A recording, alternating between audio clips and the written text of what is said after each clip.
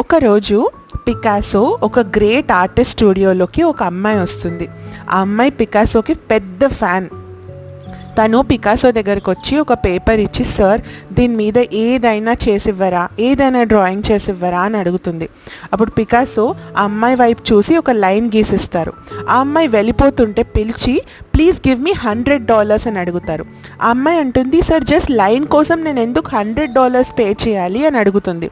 Picasso అంటారు, నువ్వు pay చేసే $100 ఈ లైన్ కోసం కాదు, నేను ఈ లైన్ ఎంత పర్ఫెక్షన్తో వేశాను, ఎంత బ్యూటిఫుల్గా వేశాను, ఎంత అందంగా దాన్ని నెరవేర్చాను, దానికోసం నువ్వు పే చేస్తున్నావు.